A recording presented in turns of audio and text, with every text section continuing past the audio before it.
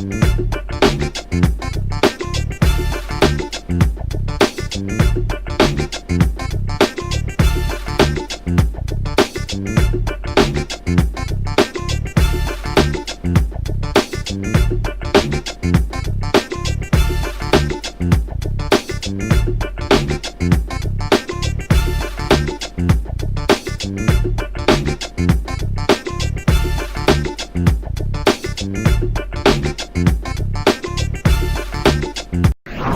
America, everyone counts, and the 2020 census is how that great promise is kept. Respond today online, by phone, or by mail, and help inform hundreds of billions in funding for education, health programs, and more. Shape your future. Start at 2020census.gov. Good evening, everyone. It's a hard time, and everyone's feeling it in different ways. And I know a lot of folks are reluctant to tune into a political convention right now or to politics in general. Believe me, I get that. But I am here tonight because I love this country with all my heart. And it pains me to see so many people hurting. I've met so many of you. I've heard your stories.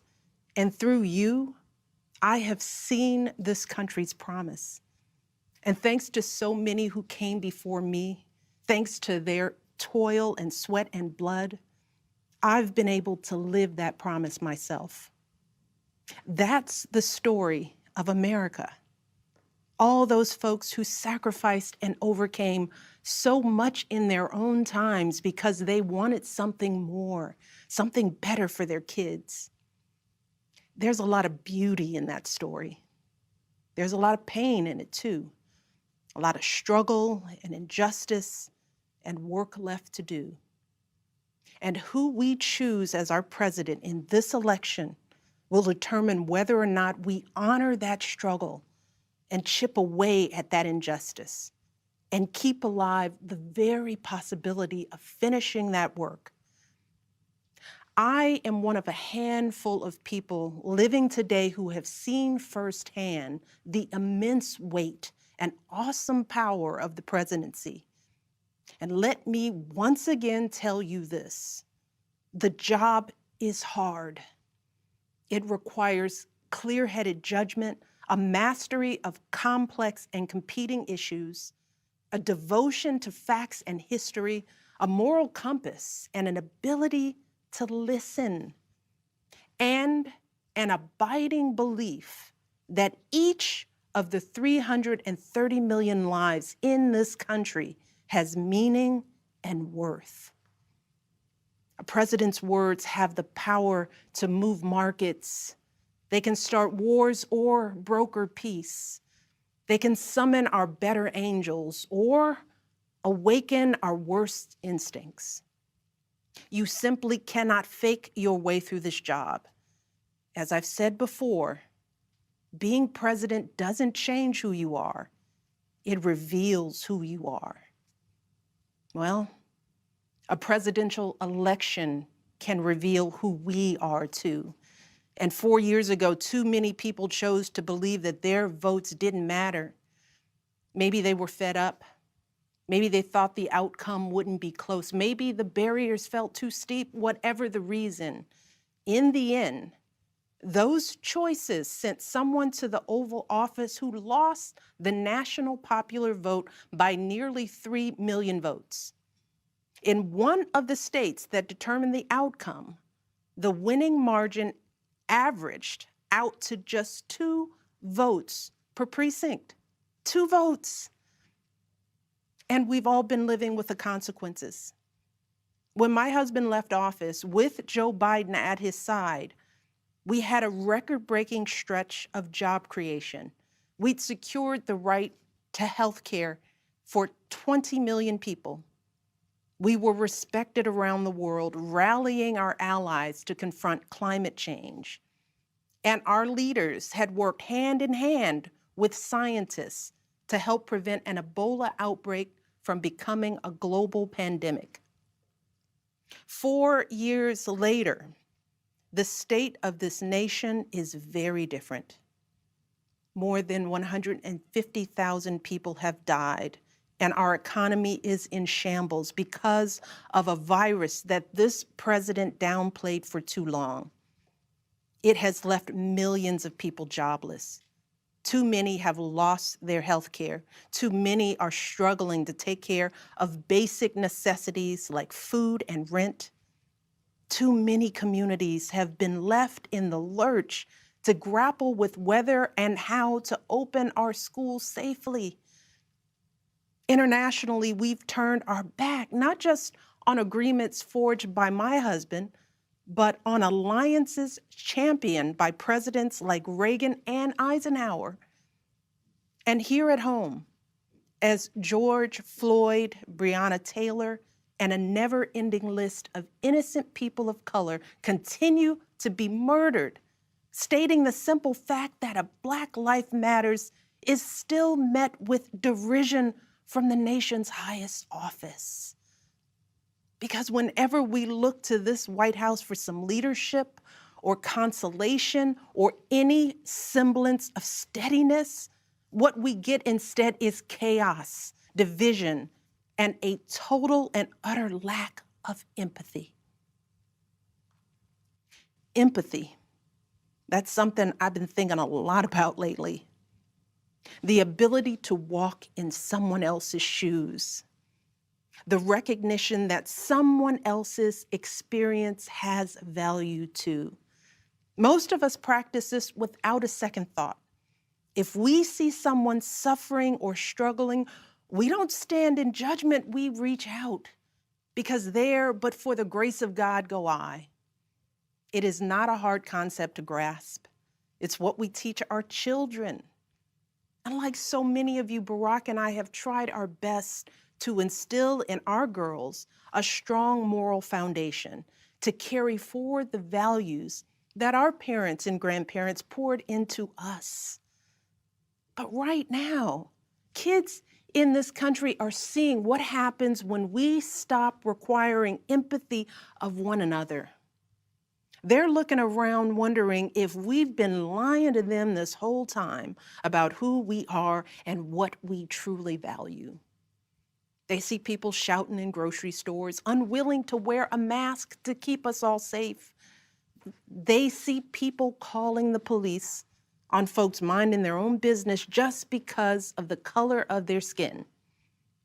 They see an entitlement that says only certain people belong here, that greed is good and winning is everything, because as long as you come out on top, it doesn't matter what happens to everyone else. And they see what happens when that lack of empathy is ginned up into outright disdain. They see our leaders labeling fellow citizens enemies of the state while emboldening torch-bearing white supremacists. They watch in horror as children are torn from their families and thrown into cages, and pepper spray and rubber bullets are used on peaceful protesters for a photo op. Sadly, this is the America that is on display for the next generation. A nation that's underperforming not simply on matters of policy, but on matters of character. And that's not just disappointing, it's downright infuriating. Because I know the goodness and the grace that is out there in households and neighborhoods all across this nation. And I know that regardless of our race, age, religion, or politics, when we close out the noise and the fear and truly open our hearts, we know that what's going on in this country is just not right. This is not who we want to be. So what do we do now? What's our strategy? Over the past 4 years, a lot of people have asked me, when others are going so low, does going high still really work? My answer, going high is the only thing that works. Because when we go low, when we use those same tactics of degrading and dehumanizing others, we just become part of the ugly noise that's drowning out everything else. We degrade ourselves. We degrade the very causes for which we fight. But let's be clear. Going high does not mean putting on a smile and saying nice things when confronted by viciousness and cruelty. Going high means taking the harder path. It means scraping and clawing our way to that mountaintop. Going high means standing fierce against hatred while remembering that we are one nation under God.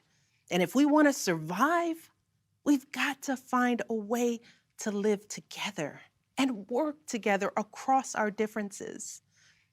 And going high means unlocking the shackles of lies and mistrust with the only thing that can truly set us free, the cold, hard truth. So let me be as honest and clear as I possibly can.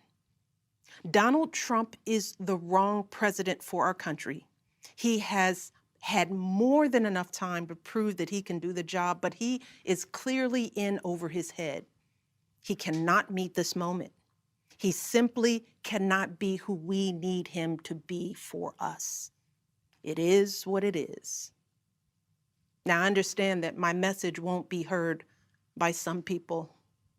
We live in a nation that is deeply divided, and I am a Black woman speaking at the Democratic Convention. But enough of you know me by now. You know that I tell you exactly what I'm feeling. You know I hate politics, but you also know that I care about this nation. You know how much I care about all of our children. So if you take one thing from my words tonight, it is this. If you think things cannot possibly get worse, trust me, they can and they will if we don't make a change in this election. If we have any hope of ending this chaos, we have got to vote for Joe Biden like our lives depend on it. I know Joe. He is a profoundly decent man, guided by faith. He was a terrific vice president. He knows what it takes to rescue an economy, beat back a pandemic, and lead our country. And he listens. He will tell the truth and trust science. He will make smart plans and manage a good team. And he will govern as someone who's lived a life that the rest of us can recognize. When he was a kid, Joe's father lost his job. When he was a young senator, Joe lost his wife and his baby daughter. And when he was vice president, he lost his beloved son. So Joe knows the anguish of sitting at a table with an empty chair, which is why he gives his time so freely to grieving parents. Joe knows what it's like to struggle, which is why he gives his personal phone number to kids overcoming a stutter of their own. His life is a testament to getting back up. And he is going to channel that same grit and passion to pick us all up, to help us heal and guide us forward. Now, Joe is not perfect, and he'd be the first to tell you that. But there is no perfect candidate, no perfect president, and his ability to learn and grow, we find in that the kind of humility and maturity that so many of us yearn for right now. Because Joe Biden has served this nation his entire life without ever losing sight of who he is. But more than that, he has never lost sight of who we are, all of us. Joe Biden wants all of our kids to go to a good school, see a doctor when they're sick, live on a healthy planet.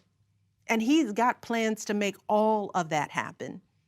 Joe Biden wants all of our kids, no matter what they look like, to be able to walk out the door without worrying about being harassed or arrested or killed. He wants all of our kids to be able to go to a movie or a math class without being afraid of getting shot.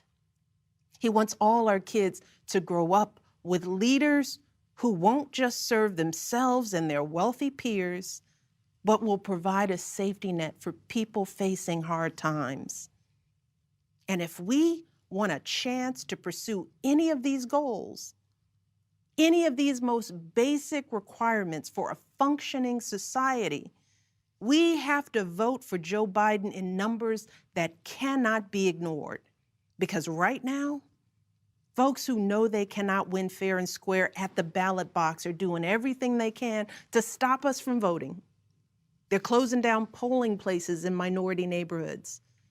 They're purging voter rolls. They're sending people out to intimidate voters, and they're lying about the security of our ballots.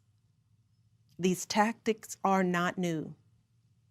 But this is not the time to withhold our votes in protest or play games with candidates who have no chance of winning.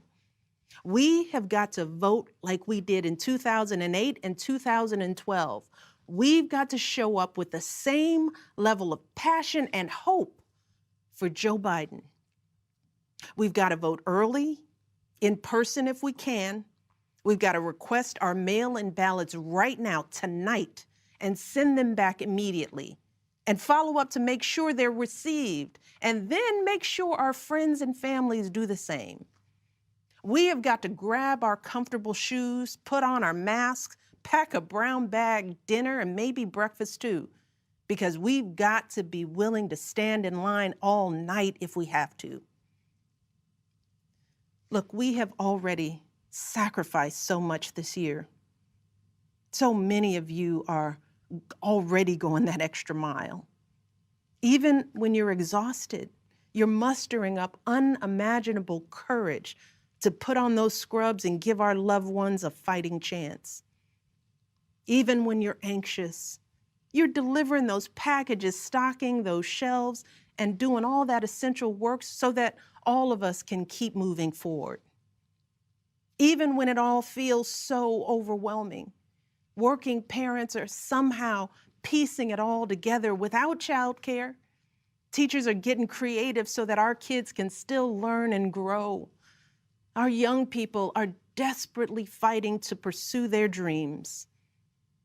And when the horrors of systemic racism shook our country and our consciences, millions of Americans of every age, every background rose up to march for each other, crying out for justice and progress.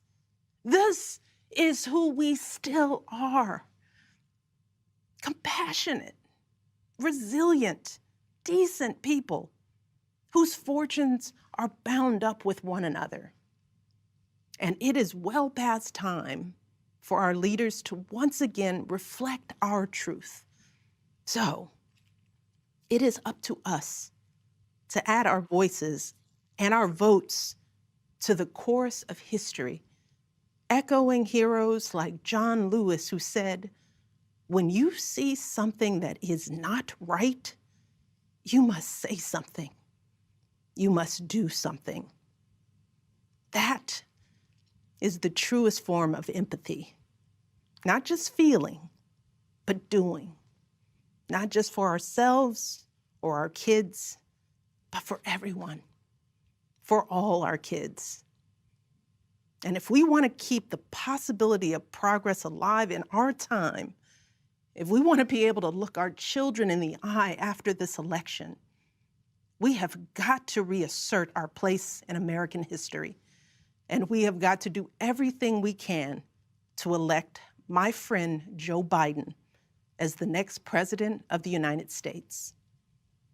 Thank you all. God bless. All right, folks, back to our Roland Mark Unfiltered video in just one moment. As our community comes together to support the fight against racial injustice, I want to take a second to talk about one thing we can do to ensure our voices are heard. Not tomorrow, but now. Have your voices heard in terms of what kind of future we want by taking the 2020 census today at 2020census.gov? Now, folks, let me help you out. The census is a count of everyone living in the country. It happens once every 10 years. It is mandated by the U.S. Constitution. The thing that's important is that the census informs funding, billions of dollars, how they are spent in our communities every single year. I grew up in Clinton Park in Houston, Texas, and we wanted new parks and roads and a senior citizen center. Well, the census helps inform all of that and where funding goes. It also determines how many seats your state will get in the U.S. House of Representatives. Young black men and young children of color are historically undercounted, which means a potential loss of funding of services that helps our community. Folks, we have the power to change that.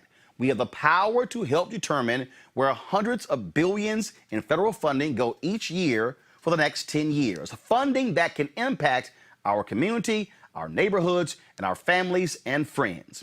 Folks, responses are 100% confidential and can't be shared with your landlord, law enforcement, or any government agency.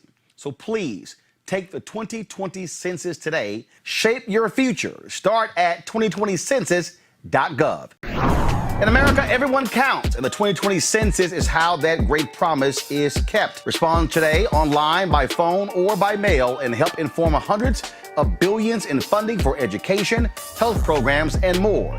Shape your future. Start at 2020census.gov. And folks, at the top of the show, we talked about the power of voting. It matters in these DA races there, these two sisters we had there, Monique Worrell as well as Melba Pearson, but also matters in every single election. Greg Palast has been one of the folks who has been really, really focused on this for any number of years. He has a new book out. It is called How Trump Stole 2020, with comics by Ted Rall, by Greg Palast. Greg, welcome back to the show, man.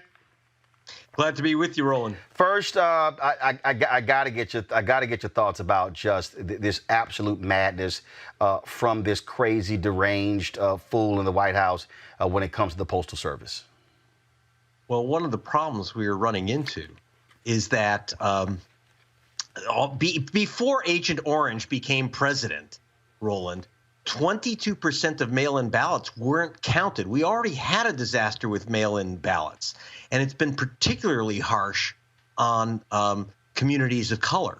So, for example, you saw those lines in Georgia. Right. Do you think that African Americans like standing in the humid rain for 4 hours in Georgia, risking a virus? No. What happened in Georgia was that hundreds of thousands of people who wanted mail-in ballots didn't get them. So they had no choice but to stand in those lines. And you saw the lines. It was voters of color. So what happened in places like Georgia, what happens in several states is that they slow walk those ballots to you.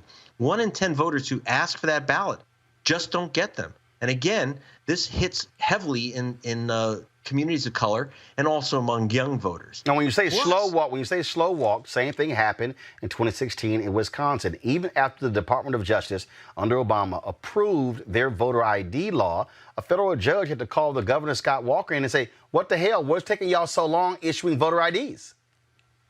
Well, that's what happened. And in fact, you take a place like Wisconsin. That's the other problem, is getting your ballot counted. Did you know that if you are in Wisconsin, you've got to have a witness signature? About 8 states require that. Alabama requires that you have either 2 witness signatures. Are ready for this? You got to have someone notarize your ballot. That used to be called a poll tax, $15 for that. If you could wait, hold. So would you, in Alabama, you have to have 2 witnesses.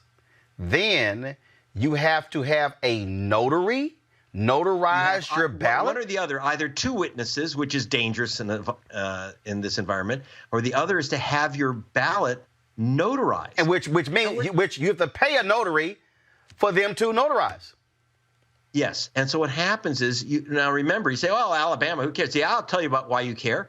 Doug Jones is fighting for his life for a U.S. Senate seat, and they're going to do everything they can to prevent the repeat of the first time he ran, in which African-American women put him over the top. They got to stop it. So they're going to say, well, we're just going to stop. There's a problem with your ballot. What's happening is that the GOP has a habit of successfully challenging about 1 in 9 ballots which are mailed in. So once you mail in your ballot, they're going to say, oh, where's the witness signature? And you talked about Wisconsin ID. You have to have a photocopy of your ID the first time you vote by mail in Wisconsin, a photocopy. And it's got to be the right ID. By the way, if you're a student, your regular student ID doesn't work. It doesn't work in Texas. Your carried concealed gun permit ID, that you can use, not your student ID. Find out what the right ID is. So it's a big process but we can overcome it. But it requires some real work on your part. That is, everyone's watching. And the number one thing that we have to worry about, by the way, is that they're not mailing ballots to people who aren't registered. You say, well, I'm registered. Excuse me, they've removed 16.7 million people from the voter rolls. I've told you in prior discussion that included Martin Luther King's 92-year-old cousin. I was there with her when she was trying to vote for her 50th year at the same schoolhouse. And they threw her out saying, you're not registered here anymore. Check your registration online. And our president is basically trying to prevent democracy by gumming it up further in the post office. But that's only a small part of the mail-in vote issue. So there's ways for us to deal with it, but we got to be prepared. So here's the question. And this is what people are asking. People are responding on the YouTube channel, on the Facebook page, on Periscope. People are emailing me. And folks will keep saying, okay, Roland, what do we do? They're saying, do I prepare to go stand in line? Do I mail in my ballot? Do I vote? Doing early voting? What do I do? What do you say? Okay, if you're young enough and healthy enough, vote, but vote early. Don't wait for election day. We don't have election days anymore. Most states, it's election month. Go in midweek when no one's there. It's safe, it's empty, it's quick. Go in and vote, but vote early. But even before you do that, check your registration, because you may be one of the 17 million people. Don't wait till it's too late and you don't get your ballot. First, hold up. What you have to do is understand the state that you're in. Just because your cousin is in Maryland and just because your friend is in Alabama does not mean you're in North Carolina and the same rules apply. Understand what your state requires. Yes. So at gregpalace.com, we're going to have as many state rules as we have, plus links to the state rules. And some of them are pretty crazy, but you're going to have to follow them, including you make sure that you sign your ballot on the inside, in the inside form, and on the outside, sign them exactly the same. If you leave off the middle initial on one signature but have it on the other, there goes your vote. Thousands of ballots were lost in New York, in the New York primary, in the New York Democratic primary, because hundreds of people had taped their ballots shut. In other words, the ballot came, it was already sealed, so people ripped open the envelope, or they used their own envelope. Use your own envelope, tape an envelope together that was ripped. Sorry, you just lost your vote. So what you might have to do is go in to your county elections board and pick up a new ballot, or get it in the first place if it didn't arrive. By the way, ask for your ballot at least 2 months in advance. At least 2 months in advance.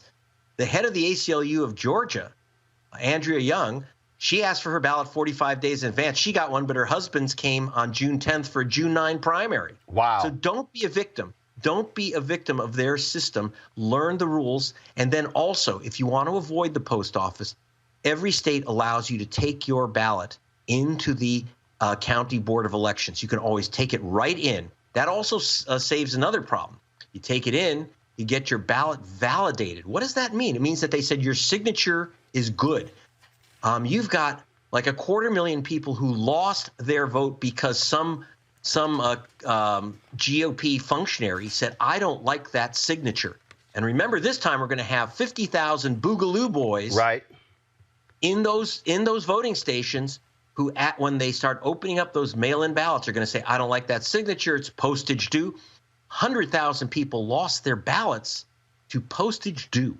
So don't, follow all the rules. And by the way, if you're healthy enough and you're young enough, I want you to volunteer to be in those polling stations, not only during the day, but most important, in the evening and the next day and the next day and the next day when they're counting the ballots, so that when you get some proud boy with swastikas on his face challenging your mail-in ballot, you say, no, you may not challenge that ballot. So we need people to challenge the challengers.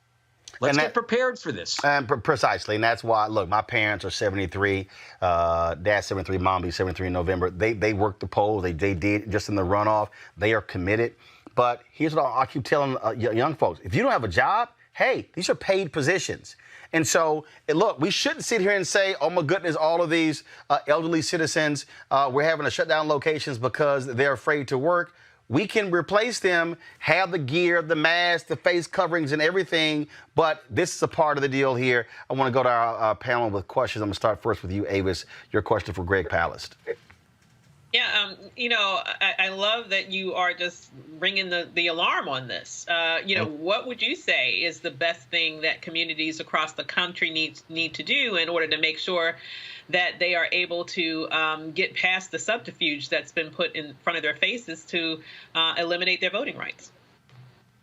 Organizations should be helping people register. The other thing that we're doing is that we're in, like, for example, the key state of Wisconsin.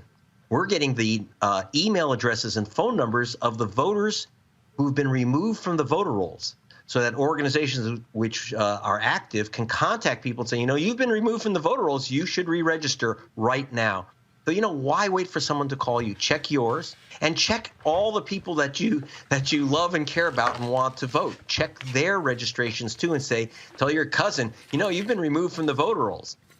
Maybe they were never there, but that's your job as well as theirs. In addition, make sure that when you fill out that ballot, don't use your own envelope. Don't make any mistakes. Don't use a red pen. Don't use lipstick or crayon or chocolate to mark the ballot. And if it says fill in the bubble, that's no joke. My sister, a lawyer, lost her vote because she didn't properly fill in a bubble. Don't put an X where it says fill in the bubble, or don't put a check mark.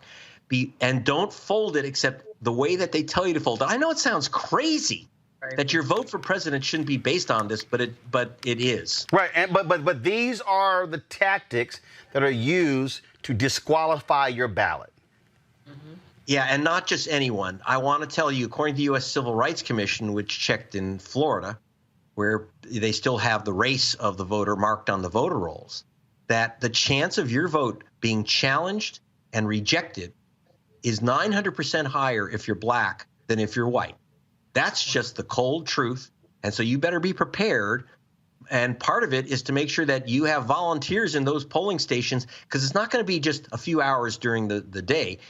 Again, in the evening and the next day and the next day, when they're opening up those ballots, it's going to be several days of opening and reviewing each mail-in ballot, probably about 120 million of them. Teresa. Yeah, thank you so much for all of that. I was sitting here taking notes. All of that information is definitely worthwhile. I plan on bringing it back home to our city commissioner's office to see exactly what are they doing, in order to prepare people. So Pennsylvania actually just unveiled their plan where they are going to pay for postage for every mail-in ballot so people could go and vote. Do you believe other states should be on the same trend, as in paying for the postage? And what else could we do in order to make sure, that our elections are protected? Well, one big danger of paying for the postage, I think it should be, because as I said, over 100,000 people lost their vote for postage due. And like in Ohio, it has a space for one stamp, but you better put on two, because you need two stamps in a lot of states. I would like to see postage paid, because a lot of young people don't even know where you buy a stamp. They may not even know what a stamp is if you're under 24. And here's one of the dangers that we have to fix. If you're going to have prepaid envelopes, you have to make a special request to the post office. And I know that's pretty scary given who's running the post office. But in New York, the postmaster there, half of the ballots that were mailed in were not postmarked. So those ballots were challenged. 12,000 ballots were thrown out because there was no postmark, because pre-sorted, prepaid, pre-stamped letters are not postmarked. So you have states that say it has to be postmarked, but if it's a prepaid stamp, it's a prepaid envelope, it's not postmarked unless officials or even independent people go to your local postmaster and say, please, can you commit to run all these ballots through the sorting machines to get them postmarked? Because usually they aren't if it's prepaid. It's a big problem in states that require the postmark. It's crazy. It's absolutely crazy. So I got to ask you this here. So how does that work then with drop boxes? Drop boxes are fantastic, better than mailboxes. Absolutely. So if I get a mail-in ballot, okay, and there's a drop box, I fill it out, do everything, and I drop it in the drop box. No issue, no postmark needed. That's correct. If you put it in the official drop box, so the states that have drop boxes absolutely use them. You can also bring your ballot. Almost every state allows you to bring in your so-called mail-in ballot into the early precinct station and just drop it off. And a lot of places, organizations which are registered, like League of Women Voters in some cases, and church groups, actually may pick up your ballots, like from older people, and take them in to the county clerk's office. Again, if you go to your county elections board and drop off your ballot there, that's absolutely the safest, and hopefully you can get your signature verified so someone can't say, no, I don't like that guy's signatures. Wow. Any other questions, Avis or Teresa? I do. I just one quick. You mentioned about in terms of the postmarks, that you had to, in essence, rally your specific locality to run these ballots through the machines. Although we've been hearing lately that those machines have not only, many of them across the country are not only being turned off, they're literally being disassembled. I mean, can you think of any more blatant ways in which an administration could specifically try to sabotage the main system by which its citizenry is supposed to be able to vote during a pandemic? Well, a couple of things. By the way, I'm very concerned. I hate to bring this up, but we kind of have to. I'm concerned about violence. We saw in 2000 in Florida, and remember, I investigated that theft of the election, and it was by knocking black voters off the rolls, calling them felons. Not one was. But in addition, you had Roger Stone, remember Trump's trickster, who he just got him out of prison, right? So Roger Stone led what they called the Gucci riot, with consultants going into the Miami-Dade county offices and stopping the vote count. Now, if they didn't stop that count, there were uncounted ballots in Miami-Dade, Bush would not be president. I'm worried that it's going to be even more violent, with more Boogaloo boys and Proud Boys going into those voting offices where they're counting the ballots and raising hell because Roger Stone or even our own president says there's 1 million ballots from Bolivia in that office. And you're going to have crazy people try to use violence to shut down the count. So be prepared for that. Don't meet violence with violence, but be prepared. Stand your ground in the right way, which is, I don't care what you're doing, we're counting these ballots. Because in Miami-Dade, they stopped the count because they're afraid of these guys. We can't be afraid. We can't be afraid even when they're armed. You got to count the ballots. All right. Teresa, any question? No, thank you. All right. Greg Palast, where can people get more information and where to get your book? Okay, two things. Go to gregpalast.com for more information, both the book, How Trump Stole 2020, get it, the usual suspects, or go to gregpalast.com. And at the back of the book and on the website, I have something called the ballot condom to protect your vote. No, you don't wrap it around the ballot, but you follow the 7 steps to make sure your vote counts, because they don't want it to. All right, then, folks. It is a pocketbook-sized book, quite easy to read. It is not a problem. And, yes, Ted Rall has these great illustrations in here as well. Love the cartoons. And so we certainly appreciate it. Greg, thanks for all the work that you do. I'm sure we're going to be seeing you again, because we got 77 days and we got to keep pushing, folks. Thank you very much, Roland, for the work you do. Thank you, sir. Thanks a lot. All right, folks, back to our Roland Mark Unfiltered video in just one moment. As our community comes together to support the fight against racial injustice, I want to take a second to talk about one thing we can do to ensure our voices are heard. Not tomorrow, but now. Have your voices heard in terms of what kind of future we want by taking the 2020 census today at 2020census.gov? Now, folks, let me help you out. The census is a count of everyone living in the country. It happens once every 10 years. It is mandated by the U.S. Constitution. The thing that's important is that the census informs funding, billions of dollars, how they are spent in our communities every single year. I grew up in Clinton Park in Houston, Texas, and we wanted new parks and roads and a senior citizen center. Well, the census helps inform all of that and where funding goes. It also determines how many seats your state will get in the U.S. House of Representatives. Young black men and young children of color are historically undercounted, which means a potential loss of funding of services that helps our community. Folks, we have the power to change that. We have the power to help determine where hundreds of billions in federal funding go each year for the next 10 years. Funding that can impact our community, our neighborhoods, and our families and friends. Folks, responses are 100% confidential and can't be shared with your landlord, law enforcement, or any government agency. So please take the 2020 census today. Shape your future. Start at 2020census.gov. In America, everyone counts, and the 2020 census is how that great promise is kept. Respond today online, by phone, or by mail and help inform hundreds of billions in funding for education, health programs, and more. Shape your future. Start at 2020census.gov. Good evening, everybody. As you've seen by now, this isn't a normal convention. It's not a normal time. So tonight, I want to talk as plainly as I can about the stakes in this election. Because what we do these next 76 days will echo through generations to come. I'm in Philadelphia, where our Constitution was drafted and signed. It wasn't a perfect document. It allowed for the inhumanity of slavery and failed to guarantee women, and even men who didn't own property, the right to participate in the political process. But embedded in this document was a North Star that would guide future generations. A system of representative government, a democracy, through which we could better realize our highest ideals. Through civil war and bitter struggles, we improved this Constitution to include the voices of those who'd once been left out. And gradually, we made this country more just and more equal and more free.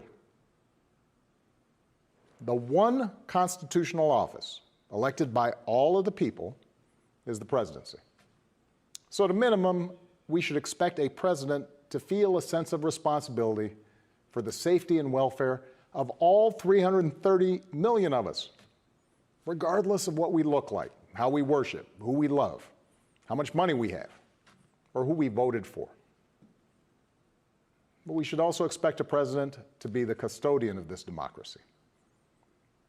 We should expect that regardless of ego, ambition, or political beliefs, the president will preserve, protect, and defend the freedoms and ideals that so many Americans marched for, went to jail for, fought for, and died for. I have sat in the Oval Office with both of the men who are running for president. I never expected that my successor would embrace my vision or continue my policies. I did hope, for the sake of our country, that Donald Trump might show some interest in taking the job seriously. That he might come to feel the weight of the office and discover some reverence for the democracy that had been placed in his care. But he never did. For close to 4 years now, he has shown no interest in putting in the work, no interest in finding common ground, no interest in using the awesome power of his office to help anyone but himself and his friends. No interest in treating the presidency as anything but one more reality show that he can use to get the attention he craves. Donald Trump hasn't grown into the job because he can't. And the consequences of that failure are severe. 170,000 Americans dead. Millions of jobs gone, while those at the top take in more than ever. Our worst impulses unleashed, our proud reputation around the world badly diminished, and our democratic institutions threatened like never before. Now, I know that in times as polarized as these, most of you have already made up your mind. But maybe you're still not sure which candidate you'll vote for, or whether you'll vote at all. Maybe you're tired of the direction we're headed, but you can't see a better path yet. Or you just don't know enough about the person who wants to lead us there. So let me tell you about my friend, Joe Biden. 12 years ago, when I began my search for a vice president, I didn't know I'd end up finding a brother. Joe and I come from different places, different generations, but what I quickly came to admire about Joe Biden is his resilience, born of too much struggle, his empathy, born of too much grief. Joe is a man who learned early on to treat every person he meets with respect and dignity, living by the words his parents taught him. No one's better than you, Joe, but you're better than nobody. That empathy, that decency, the belief that everybody counts, that's who Joe is. When he talks with someone who's lost her job, Joe remembers the night his father sat him down to say that he'd lost his. When Joe listens to a parent who's trying to hold it all together right now, he does it as a single dad who took the train back to Wilmington each and every night so he could tuck his kids into bed. When he meets with military families who've lost their hero, he does it as a kindred spirit, the parent of an American soldier, somebody whose faith has endured the hardest loss there is. For 8 years, Joe was the last one in the room whenever I faced a big decision. He made me a better president, and he's got the character and the experience to make us a better country. And in my friend Kamala Harris, he's chosen an ideal partner who is more than prepared for the job. Someone who knows what it's like to overcome barriers and who's made a career fighting to help others live out their own American dream. Along with the experience needed to get things done, Joe and Kamala have concrete policies that will turn their vision of a better, fairer, stronger country into reality. They will get this pandemic under control, like Joe did when he helped me manage H1N1 and prevent an Ebola outbreak from reaching our shores. They'll expand health care to more Americans, like Joe and I did 10 years ago, when he helped craft the Affordable Care Act and nail down the votes to make it the law. They'll rescue the economy, like Joe helped me do after the Great Recession. I asked him to manage the Recovery Act, which jump-started the longest stretch of job growth in history. And he sees this moment now not as a chance to get back to where we were, but to make long overdue changes so that our economy actually makes life a little easier for everybody. Whether it's the waitress trying to raise a kid on her own, or the shift worker always on the edge of getting laid off, or the student figuring out how to pay for next semester's classes. Joe and Kamala will restore our standing in the world. And as we've learned from this pandemic, that matters. Joe knows the world, and the world knows him. He knows that our true strength comes from setting an example that the world wants to follow. A nation that stands with democracy, not dictators. A nation that can inspire and mobilize others to overcome threats like climate change and terrorism, poverty and disease.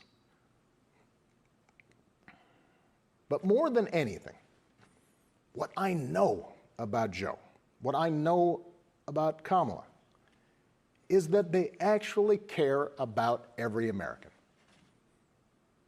and that they care deeply about this democracy. They believe that in a democracy, the right to vote is sacred, and we should be making it easier for people to cast their ballots, not harder. They believe that no one, including the president, is above the law, and that no public official, including the president, should use their office to enrich themselves or their supporters. They understand that in this democracy, the commander-in-chief does not use the men and women of our military who are willing to risk everything to protect our nation as political props to deploy against peaceful protesters on our own soil. They understand that political opponents aren't un-American just because they disagree with you. A free press isn't the enemy, but the way we hold officials accountable. That our ability to work together to solve big problems like a pandemic depend on a fidelity to facts and science and logic, and not just making stuff up.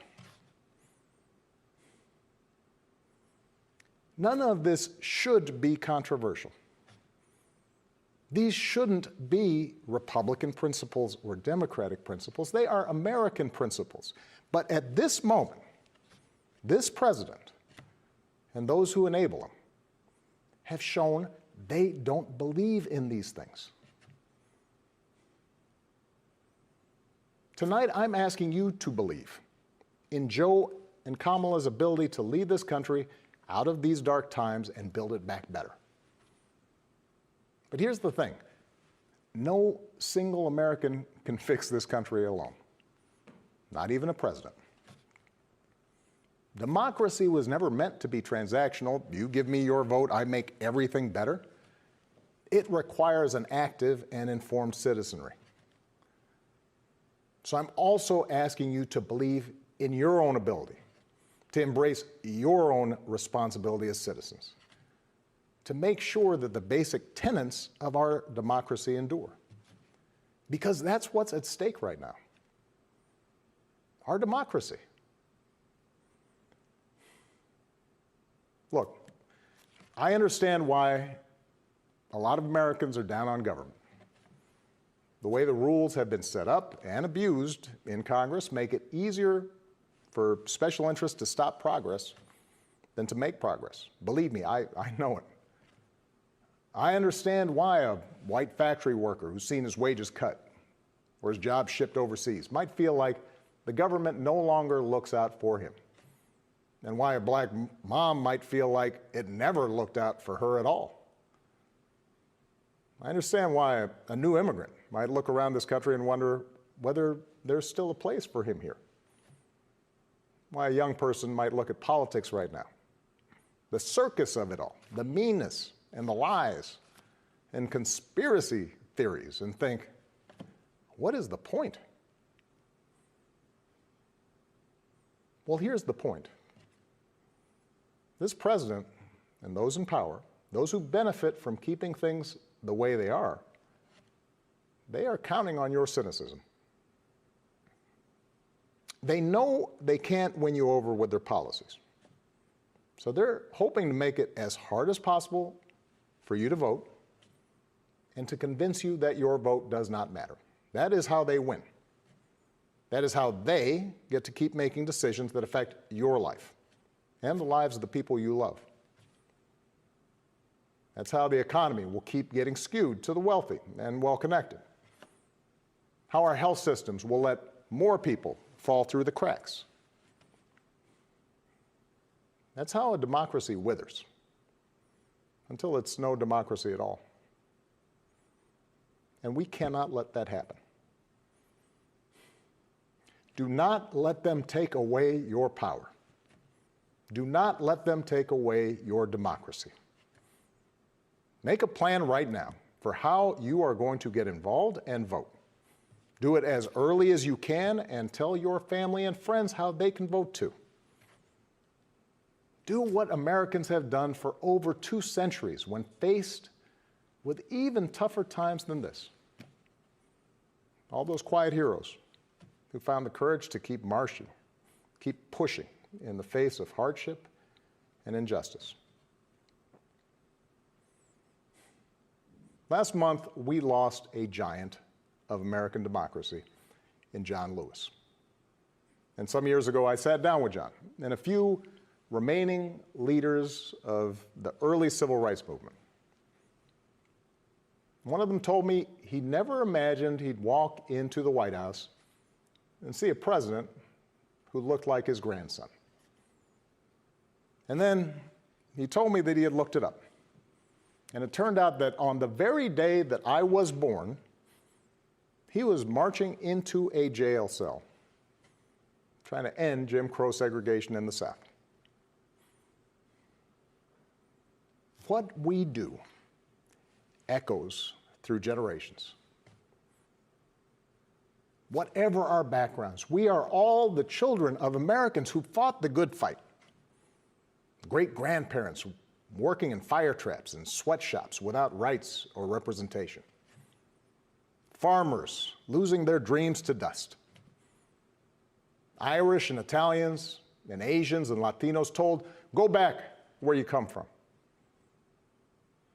Jews and Catholics, Muslims and Sikhs made to feel suspect for the way they worshiped.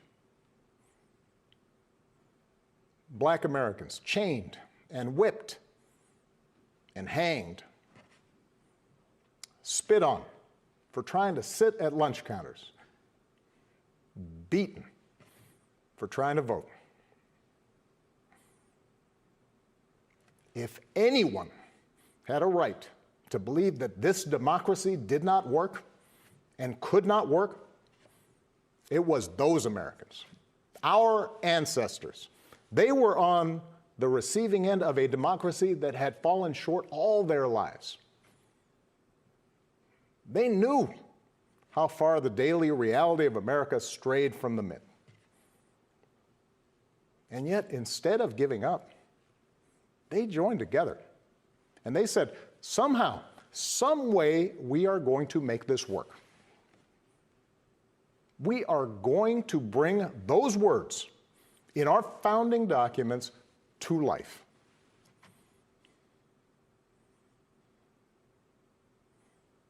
I have seen that same spirit rising these past few years. Folks of every age and background who packed city centers and airports and rural roads so that families wouldn't be separated, so that another classroom wouldn't get shot up, so that our kids won't grow up on an uninhabitable planet. Americans of all races joining together to declare, in the face of injustice and brutality at the hands of the state, that Black lives matter. No more, but no less. So that no child in this country feels the continuing sting of racism. To the young people who led us this summer, telling us we need to be better, in so many ways, you are this country's dreams fulfilled. Earlier generations had to be persuaded that everyone has equal worth. For you, it's a given, a conviction. And what I want you to know is that for all its messiness and frustrations, your system of self-government can be harnessed to help you realize those convictions for all of us. You can give our democracy new meaning. You can take it to a better place. You're the missing ingredient. The ones who will decide whether or not America becomes the country that fully lives up to its creed. That work will continue long after this election. But any chance of success depends entirely on the outcome of this election. This administration has shown it will tear our democracy down if that's what it takes for them to win. So we have to get busy building it up by pouring all our efforts into these 76 days and by voting like never before for Joe and Kamala and candidates up and down the ticket so that we leave no doubt about what this country that we love stands for today and for all our days to come. Stay safe. God bless. All right, folks, back to our Roland Mark Unfiltered video in just one moment. As our community comes together to support the fight against racial injustice, I want to take a second to talk about one thing we can do to ensure our voices are heard. Not tomorrow, but now. Have your voices heard in terms of what kind of future we want by taking the 2020 census today at 2020census.gov? Now, folks, let me help you out. The census is a count of everyone living in the country. It happens once every 10 years. It is mandated by the U.S. Constitution. The thing that's important is that the census informs funding, billions of dollars, how they are spent in our communities every single year. I grew up in Clinton Park in Houston, Texas, and we wanted new parks and roads and a senior citizen center. Well, the census helps inform all of that and where funding goes. It also determines how many seats your state will get in the U.S. House of Representatives. Young black men and young children of color are historically undercounted, which means a potential loss of funding for services that helps our community.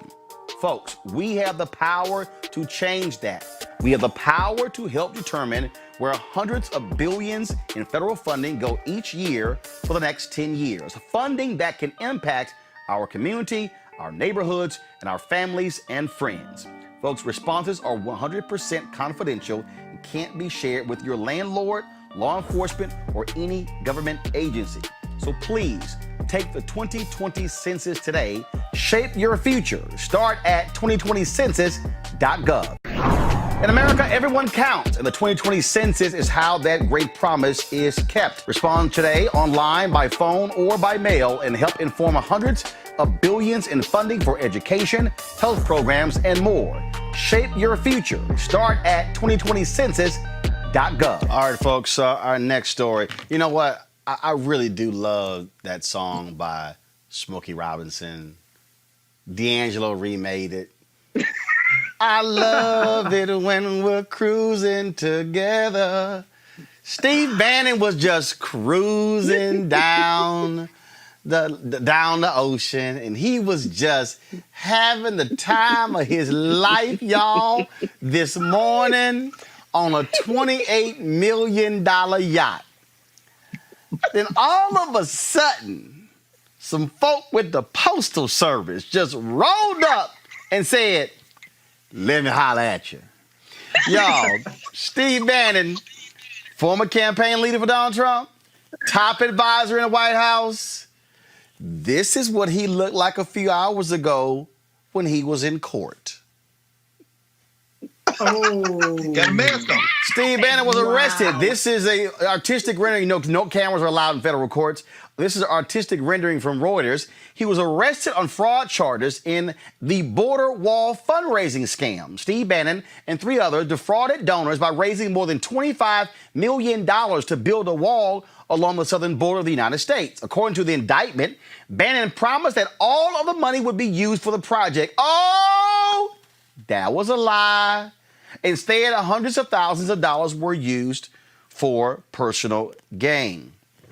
Do y'all know who I haven't heard from today? I ain't heard from Steve Bannon's good buddy, Raynard Jackson. So remember Raynard was talking all that trash? Well, Raynard went on Steve Bannon's radio show. So Steve Bannon is the latest Trumper, Reese, to be indicted. And Trump was asked about this today. Oh, he was sad to hear it. But somebody said, but hold up, but you picked all these people. Right. Isn't it amazing? Then he tried to say, oh, Obama was corrupt. No, please just refresh my memory. I don't recall Obama people doing perp walks.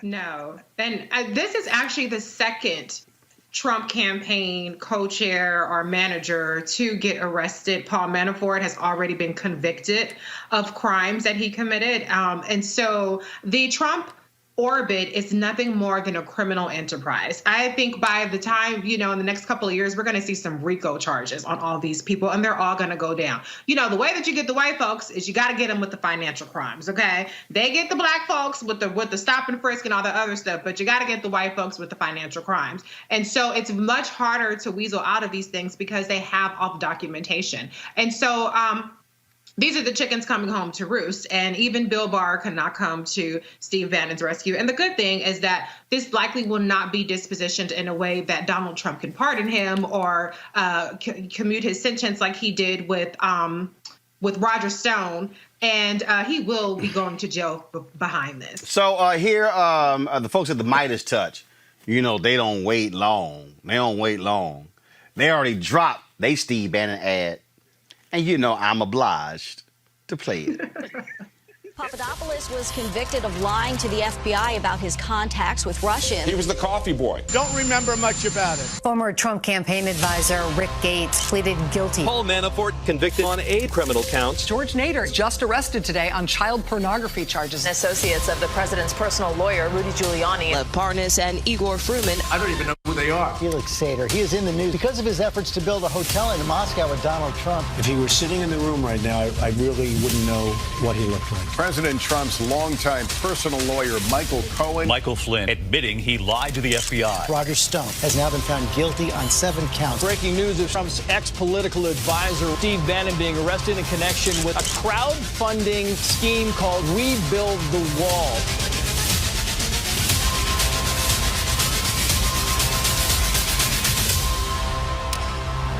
Midas Touch is responsible for the content of this advertising. Hey, Reese, I guess they might have a new slogan in the White House. I don't know. Well, I love that they had the only people who haven't been indicted yet. We do know from news this week that there had been several criminal referrals from the Senate intelligence investigation that were sent to, I believe, Barr or one of Trump's corrupt attorney generals that were not acted upon. And so there are some people that are still in the crosshairs of criminal liability. But before I go to you, Greg, the Lincoln Project, they had to have something to say too. Of course. And I am obliged to play it.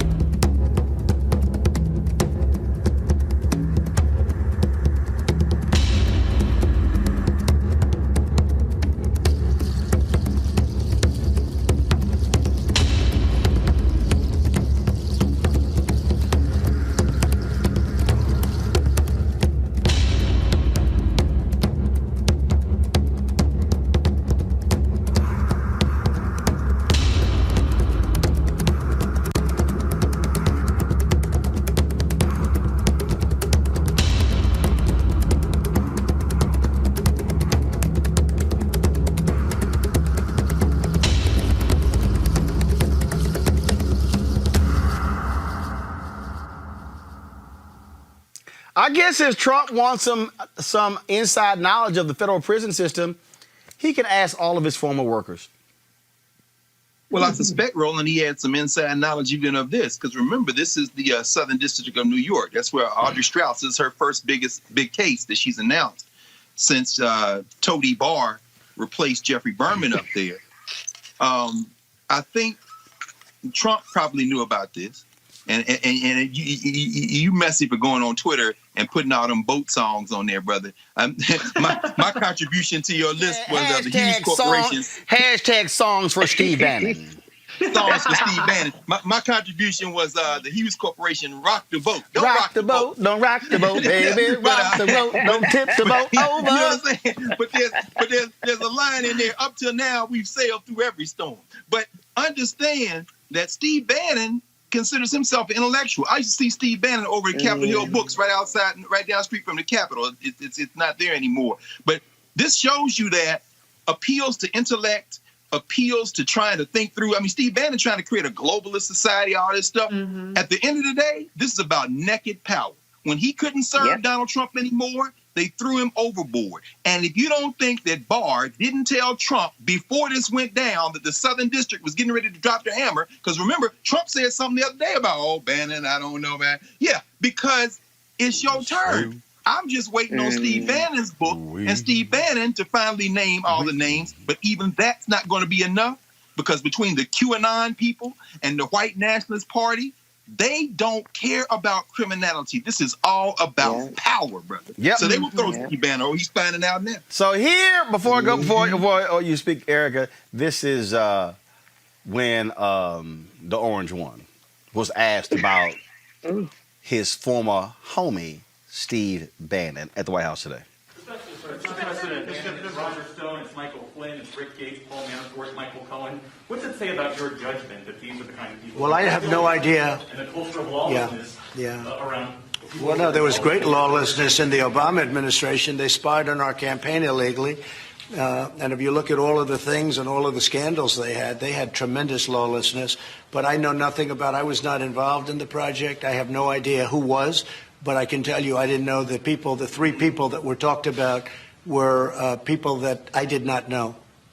I don't believe I ever met them.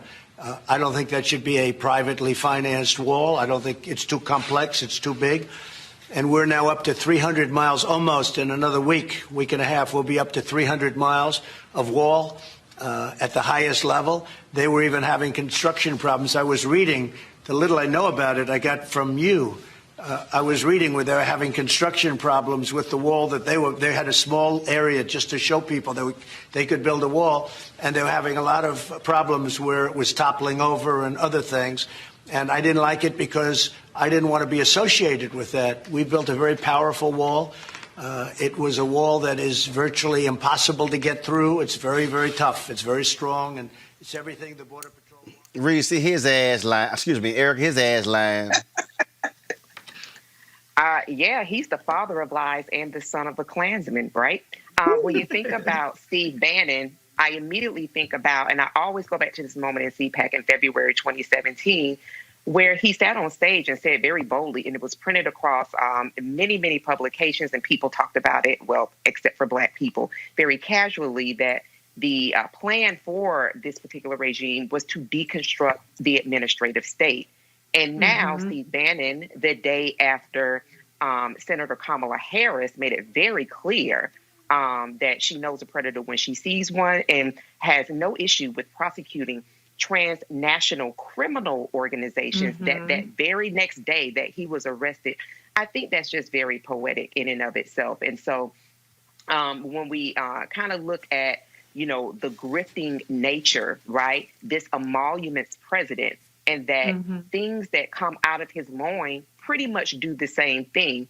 Now, interestingly enough, from what I understand, the yacht that he was on was of a Chinese billionaire. So when you think about all of the money that a Chinese billionaire reportedly tied to Chinese Secret Service. But go ahead, I'm sorry. But see, this is why you have to be tuned in to Roland Martin Unfiltered. And why all of this matters, everyone, is because while this regime, and I'm going to use the term that I love when Dr. Carr talks about toadies, William Barr, and all of those different sycophants and people that fall up under that regime, real dear leader squadron, is that when you think about what they've been doing is telling Americans, listen, $600 a month, that's too much, maybe $200. However, I'm going to be home for about 3 weeks or somewhere for 3 weeks. We'll pick it up later. These are the people that are saying that they want to make sure that corporations are taken care of. They want to make sure that they're taken care of, the NRA, all of these different kind of organizations, but starving Americans. And so I think that when people see this particular regime and all of the people that come out of this regime, it is real, to me, it makes it much, much easier to cast a vote for people who actually do believe in some level of the rule of law. But I do want to remind y'all that Donald Trump said, I never believed in this project. I did not support this project. But your grifting ass son did. Your namesake. His campaign rally? I am obliged to play this video. And thank you guys for being here. Brian, thank you so much for all your sacrifices doing this and showing really what capitalism's all about, right? This is private enterprise at its finest, doing it better, faster, cheaper than anything else. And what you guys are doing is pretty amazing. It started from a grassroots effort and it's just doing some wonderful things for an important issue. And thank you guys for being here. Brian, thank you so much for all your sacrifices doing this. So, the Brian he was referencing, that's one of the people who got indicted today. So when Donald Trump says, oh, I was never down with this, yeah, but Fredo was. I don't say that about Fredo. He's not dumb, he's smart. He's smart and he wants respect, brother. Fredo was. See, y'all. There is no Michael Corleone in that I kept trying to tell y'all, this is the thug in chief. This is the thug in chief. This is, they all are grifters. And you know who the stupidest people out there are? These stupid conservatives who just keep giving these fools money. Remember the other fools who had that Trump PAC and the fools thought they were giving money for Trump re-election and all that they were doing was simply paying themselves? I keep trying to tell, look, you stupid if you give money to Candace Owens. You stupid if you give money to Brandon Tatum. You got to be a dumbass to give money to Jesse Lee Peterson, to Steve Bannon, to all of these. That's the game they play. The game they play. And these folks just sit here and say, y'all got to understand how the game works. That's why you got all these conservative radio stations. Because what these folks do is they sit there and they sip every day. They just feeding them that stuff. Obama was weak. Obama's a Muslim. Obama was a terrorist. All this sort of stuff. And they buying into it. So they come back and they just shell out their $5, $10, $20, $25. They raised $25 million for this wall. 25 million. You can go down the line. That's what you have here. And see, now y'all understand. Now y'all understand why Trump wanted Barr in. Hell, Barr, this thing was, let me tell y'all something. If this thing was close, Barr would have told him shut it down. Right. Even Barr probably like, damn, I can't even. Hey dog. No question. I can't even fix this one. He was like, I mean, damn, man, you know, Barr was like, look, Donald, damn, I mean, I done fixed the Roger Stone thing. All right, I fixed the Michael Flynn thing. But they got so much stuff on these fools, I can't even fix. Oh, but guess who also, y'all, was on the advisory committee? Eric Prince. Oh, Betsy, yeah. Betsy DeVos's brother. I ain't done. Former baseball player, that racist Kurt Schilling. Oh, and guess who else? Fake-ass cowboy David Clark. Oh, yeah. So all of them he were needs on. to check. Yeah, the U.S. Attorney's Office ain't done. And the post office police. I guess some does work at the post office, huh? Okay. All I'm saying, I'm just saying. So while all y'all sitting here acting a fool, you know, doing what y'all do, I just keep trying to explain to y'all. You know, okay, keep it up. Y'all, these are thugs. They are grifters. That's all they know. That's all they do. And you just need to understand how they roll. I'm just trying to tell y'all. So and look, and that's why they're trying to hold on, because Trump, y'all, hold up, I forgot. I got to tell y'all the last one. The damn court in New York said, Trump, no. You got to turn your tax returns over to the DA in Manhattan. Now they're trying to fight that. Y'all. But Roland, you know that problem with judges. Right, that's right. Right, but the deal though is because John Roberts set it up, so they're gonna have to appeal it back to him. That's why he won. He didn't win. They knew they was gonna do. That's right. Hey, all I'm saying is this here. When you have thug after thug after thug, y'all. I told y'all it's 74 days left in this. I got my notice today my absentee ballot, filled it out today, mail that sucker back. Y'all, if we do what we are supposed to do, I know there's a new poll saying they tied in Minnesota, but y'all, if we do what we are supposed to do, the day after election, I'm going to be sitting here jamming to this. Crank it up.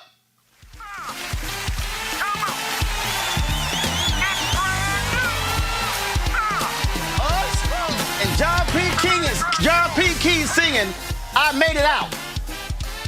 Now look, Obama said it last night in his speech. No, pull the music. I didn't tell you pull the music down. Going back to the panel.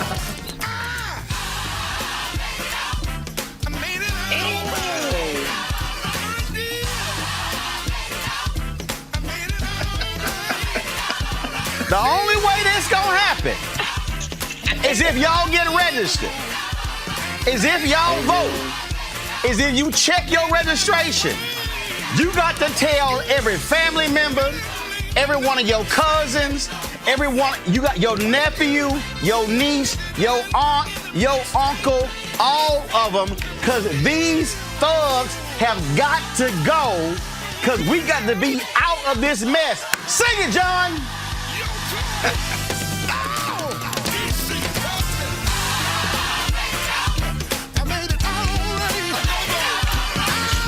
If y'all stay at home, that ain't gonna happen.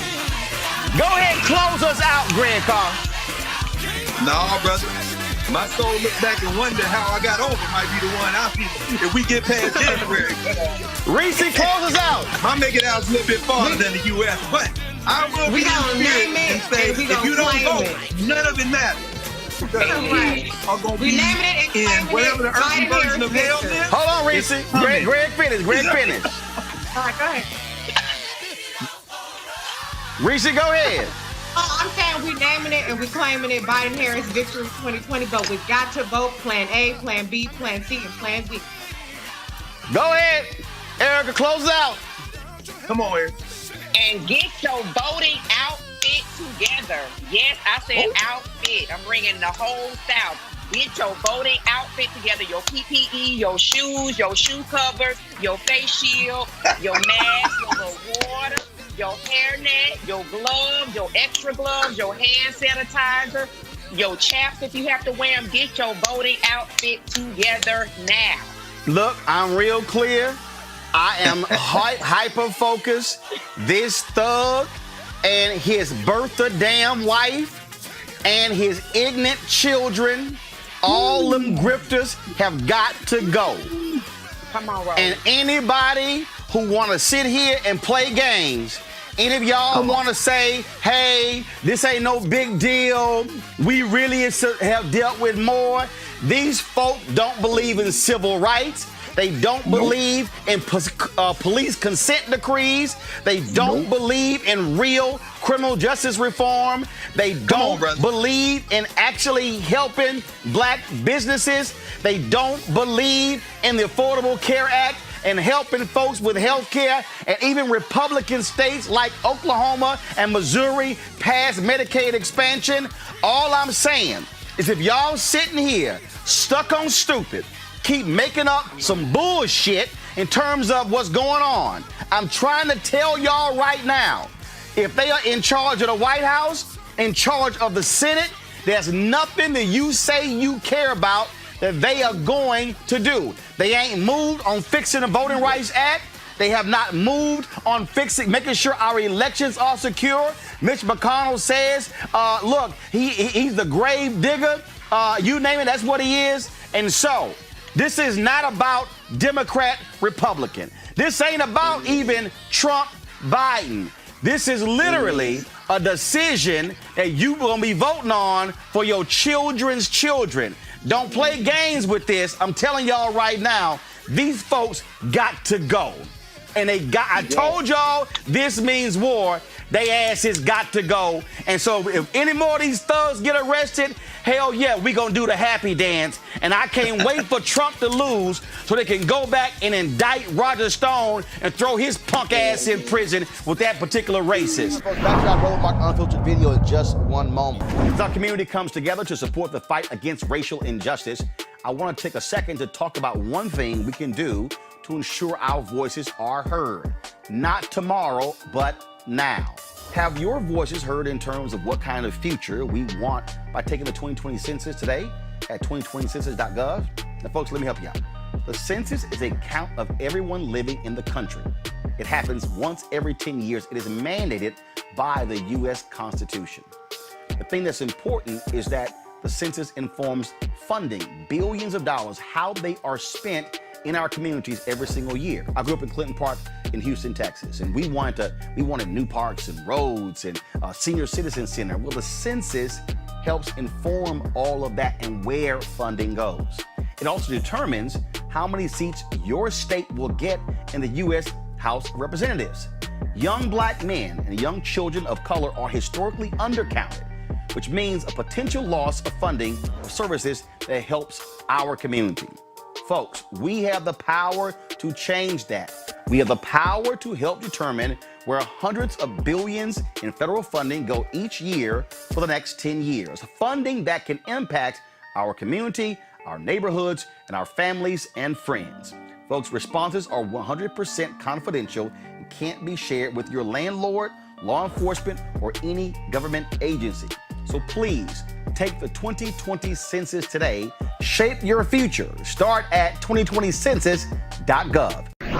In America, everyone counts, and the 2020 census is how that great promise is kept. Respond today online, by phone, or by mail and help inform hundreds of billions in funding for education, health programs, and more.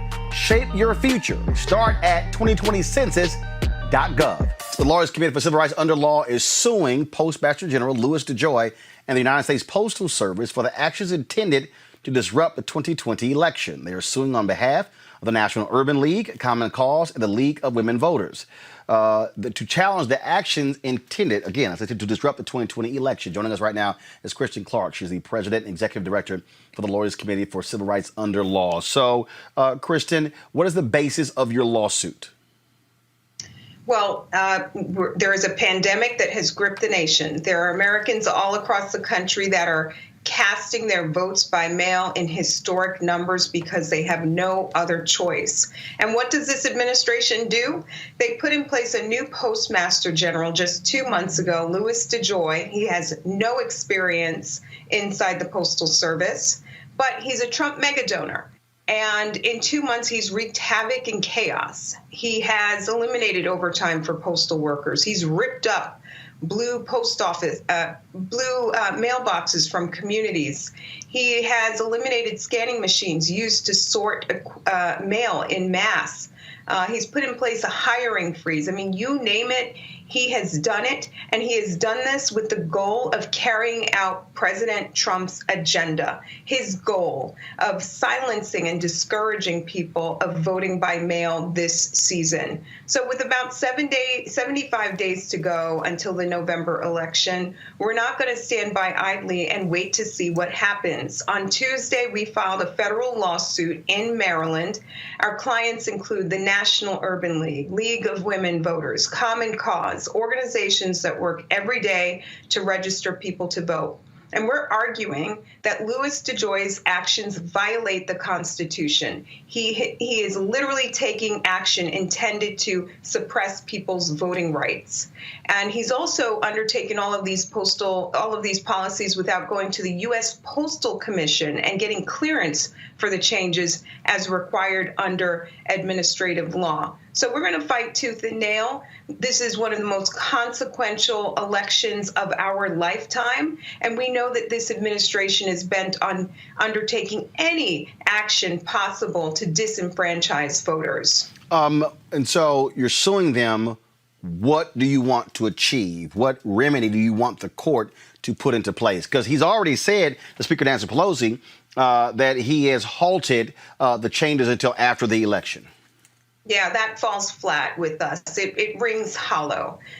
We're not buying his mea culpa. He needs to be held accountable. He has proven every day during his 2 months on the job that he is there to hijack and turn the U.S. Postal Service upside down, an agency that's been in place for over 200 years. And you never hear controversy about the Postal Service because it's run by postal workers who do their job. They get mail to people and they get it to them on time. So we're not buying his apology. We're not going to stand by and wait to see what happens. We're in court right now making sure that we can get remedial relief to address the damage that he has done. He has done tremendous damage during his 2 months on the job. We run a program called Election Protection. It's anchored by the 866 Our Vote hotline. And Roland, over the last few weeks, we have heard from thousands of voters who've said, you know what? I requested my absentee ballot weeks ago and it hasn't gotten here. It's election day. What should I do? And we're getting ready for the general election where we know that there are going to be historic numbers of people who are turning out. So we're not going to stand by. We need to get the U.S. Postal Service back on track, back to the status quo, and it's going to take work for him to correct the damage that he has done. All right, then. Kristen Clark, Lawyers Committee for Civil Rights Under Law. We appreciate it. Thanks a lot. Thanks for having me. Greg Carr, these lawsuits are important. This is also why I often, when Kristen is on, I tell people why we have to support the Lawyers Committee for Civil Rights Under Law. You have other legal civil rights organizations. You have NAACP, LDF. You got Barbara Arnwine's organization. These are the folks who are using the court system the same way Thurgood Marshall did and so many others. That matters. So action in the streets, action in the suites and politics in corporate America, but you got to have the lawyers too. It all works together, Roland. We know that, and I read the brief that they submitted, I think in the prayer for relief, I think it was item 7, they asked for everything that they've done so far to be reversed. Talk about Rashida Tlaib. I saw Congresswoman Tlaib standing in front of the post office, one of the post offices in Detroit the other day, saying it's not enough for them to say they're going to stop everything. You've got to reverse it now. All these mailboxes that you've taken up, all these mail sorters that you've taken up and begun to destroy. And so you're absolutely right. This has to be a full spectrum approach. It's interesting thinking about Linda Sarsour and then seeing our sister Kristen Clark. You know, it might look like those are two different kind of sets of politics, but it's all part of the same thrust and strategy. And the last thing I'll say is interesting. Julius Hobson, who actually was vice president nominee for the People's Party in 1974, went to Tuskegee. He was the first black person from HBCU to be nominated for vice president. Benjamin Spock. Remember Spock ran for president, Dr. Spock. But, you know, Hobson is known in Washington, D.C. for being one of the main figures who said it's not enough just to vote. You got to get in the streets and back those people in electoral politics with street action. And then you got to have lawyers in place for when they try to arrest you. So all of this works together. They are going to steal this election unless everybody plays their position. The lawyers like Kristen, the folks in the street, electoral it all works together. Because believe me, that's what their team is doing. They're all working together. Reese, it is going to be a battle. And I keep telling people, and you heard Michelle Obama modify her when they go high, when they go low, we go high. Let's just be honest. She modified that thing a couple nights ago because of how Trump and his folks have operated in the last 3 years. Yeah, and I'm still going lower than what Michelle said. I said, when they go low, I'm going to punch them in the face. But I do respect that First Lady Michelle Obama can't go as far as I would go. But this is an all-hands-on-deck situation. I definitely applaud the work that Kristen Clark is doing and her organization. You have different states' attorney generals that are stepping up to the plate.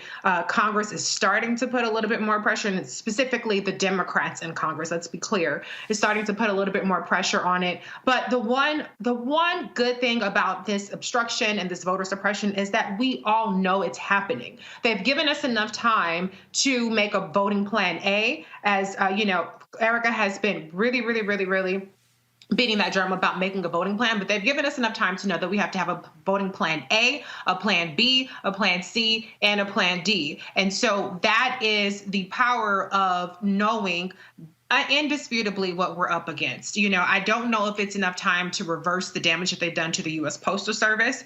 I think that they're going to have to, just to some degree, undo some of that damage, because it's not just impacting absentee ballots, it's impacting our actual economic flow and people's livelihoods in terms of being able to get their medication. So I do think that we have a battle on hands, but it's going to take all of us getting involved and making sure ultimately that they do not succeed in suppressing the vote in the way that they want to. Erica. Yeah, this is a buffet for everybody, this operation of voter suppression. And while Kristen, you were talking with Kristen, I was on Twitter and actually had retweeted something that she had tweeted out moments before she came on to talk with you, Roland. And that was specifically around now postal and service and postal employees are getting a memo saying, listen, if you don't talk to the press, and then be very suspicious of folks who are customers that are asking a series of questions. So it is that same type of paranoia. It is that projection, that whole really regime presence that is really trickled down, and they're funneling it down into all of these different levels of service. And so I think that people are really seeing, particularly folks that are in rural community, our Native brothers and sisters that are on reservations, but particularly people that have not been subject to voter suppression before, that this is an equal opportunity for all, and people are seeing how it's interrupting their days. We saw, photographs of, a mailroom in which there was still mail that had not yet been delivered since August the 7th. And here we are going into the third week of August. And so I love what everyone said around playing their role, but it's really about definitely keeping on the pressure, because as we all are really feeling this in, there's so many different layers to invalidating this election that this son of a Klansman will not try. But it is really the will of the people that are really going to make sure that people not only vote, but that they bring folks with them, but then that they also are able to fight back this voter suppression by showing up early and showing up with other people too. All right, folks, back to that Roland Mark Unfiltered video in just one moment. As our community comes together to support the fight against racial injustice, I want to take a second to talk about one thing we can do to ensure our voices are heard. Not tomorrow, but now. Have your voices heard in terms of what kind of future we want by taking the 2020 census today at 2020census.gov? Now, folks, let me help you out. The census is a count of everyone living in the country. It happens once every 10 years. It is mandated by the U.S. Constitution.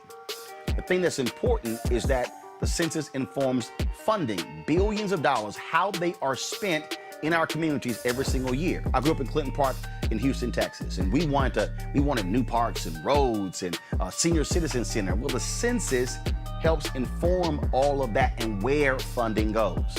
It also determines how many seats your state will get in the U.S. House of Representatives.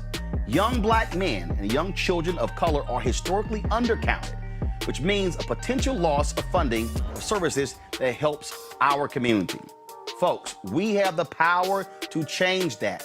We have the power to help determine where hundreds of billions in federal funding go each year for the next 10 years. Funding that can impact our community, our neighborhoods, and our families and friends. Folks, responses are 100% confidential and can't be shared with your landlord, law enforcement, or any government agency. So please, take the 2020 census today. Shape your future. Start at 2020census.gov. In America, everyone counts, and the 2020 census is how that great promise is kept. Respond today online, by phone, or by mail, and help inform hundreds of billions in funding for education, health programs, and more. Shape your future. Start at 2020census.gov. Folks, Joe Biden's campaign has disavowed Palestinian-American activist Linda Sarsour after she spoke at the Democratic National Committee Muslims and Allies virtual assembly. She appeared at the online meeting of Muslims who will be campaigning for Biden for president. Biden's campaign spokesman Andrew Bates said this in a statement to CNN, that Biden and the Democratic platform condemns Sarsour's views and opposes the boycott, divestment, and sanctions movement. Sarsour has been involved in a number of controversies over her activism related to Israel. Also, of course, she's one of the co-organizers of the Women's March. She joins us right now. Linda, glad to have you back on Roland Martin Unfiltered. So this is, you were a surrogate for Senator Bernie Sanders. You were out there, you were advocating for him. This particular event, were you invited to participate in this event? And did that come from activists? It come from the party? Thank you so much, Roland, for having me here today. What's really interesting about this particular controversy that I'm in, Roland, and you followed many of my controversies, is that it was unprovoked. Nothing actually happened. Not only was I a former surrogate for the Bernie Sanders campaign, I am an official delegate to the DNC. I am a delegate from the great state of New York. There was a Muslim delegates assembly, which means that all Muslim delegates are invited to it. I was asked by Muslim leaders and delegates at this event to speak. And one of the reasons why I was invited to speak is because to give legitimacy and credibility to the position that I hold, which many Muslim Americans and Arab Americans hold. There is not much enthusiasm in our community around Joe Biden. But as you know, I have been putting forth this framework that Joe Biden is the best opponent for us to have in the White House and that we cannot defeat fascism. We have to defeat fascism, which is why I'm going to put my vote on Joe Biden. So this thing came out like you just jumped up, like you jumped up on the stage. So you're saying you have credentials. Oh, I am a credentialed DNC delegate. I was formally invited to speak on this Muslim assembly. I didn't protest.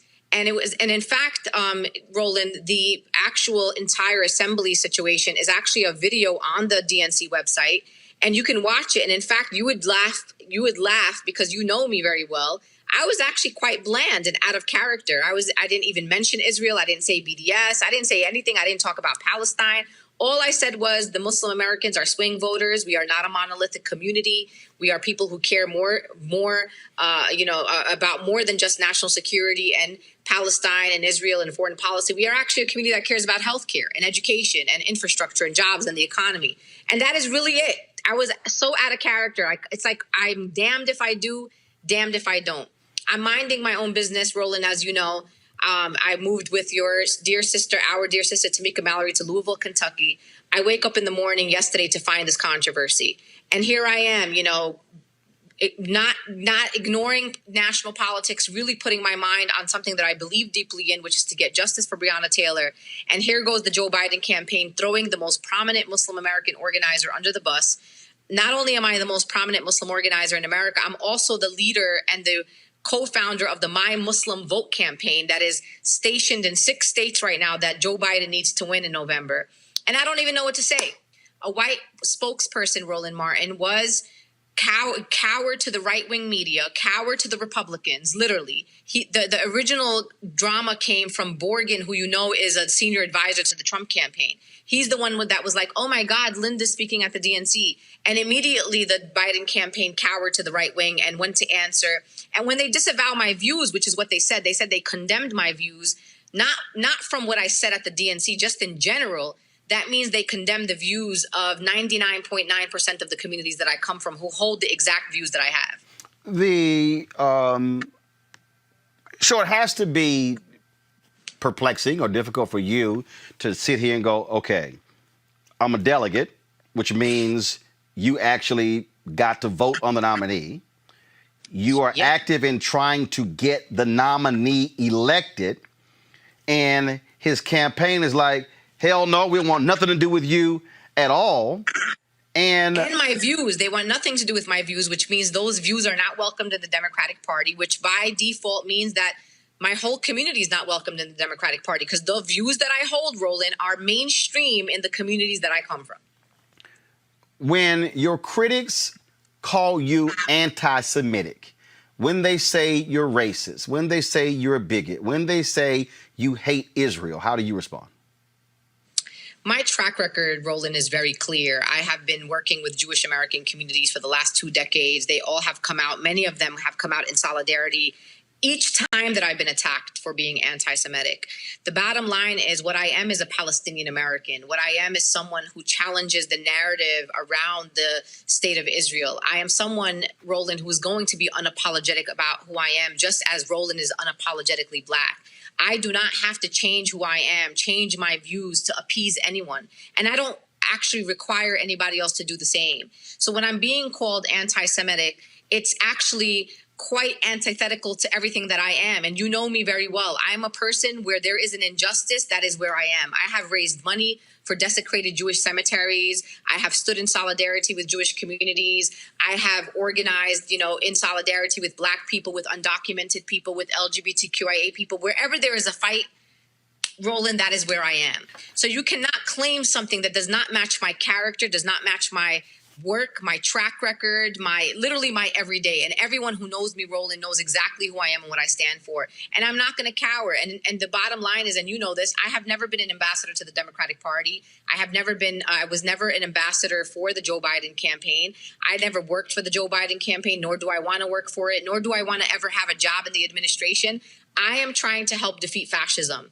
And if the Biden campaign doesn't understand why my voice is important, not only do I bring Arab American and Muslim voters to the table from states like Michigan, which we have to win in order to win this general election, I also bring progressives to the table. I bring Bernie supporters to the table. I am very well respected in the progressive movement. So if you want to throw under the bus one of the most prominent women organizers in the country, you do that, and you're going to have to lay in the bed that you made. The last thing that I'll say about this, in this segment, Roland, is that while I was watching the women's tribute, I don't know if you watched it yesterday. I did. Listen, forget Linda, put me to the side, right? Make believe that nothing ever happened to me and I'm great. Did you notice, Roland, that they were showing footage of all these women who won office, their victory speeches, these really emotional moments? Did you notice that two of the most prominent politicians in America, which are Congresswoman Rashida Tlaib and Congressman Ilhan Omar, were nowhere to be found? So you wanted to show us everyone else that made history, but you left out the two Muslim women, you left out the Palestinian women. Then you want to disavow me, and then you show footage of the Women's March on Washington, and you in fact show my photo, like I'm in the video. So how does that make sense, Roland? How do you use my labor to act as if the Women's March somehow was connected to the Democratic Party, which it was not? Never been funded by the Democratic Party or sponsored by the Democratic Party. And then you literally delete and erase two of the most prominent politicians who come from these communities, also representing Midwestern states. Rashida's from Michigan, Ilhan's from Minnesota, and you need to win both those states in order to go to the White House. And on top of that, there is not one single Muslim American on top in the entire main stage. You will not see a Muslim American in the main stage of the DNC. Why is that, Roland? Why are we a community directly targeted by Trump? The bigotry that we've experienced as Muslim Americans in the last 20 years, especially during the last 2016 campaign into now.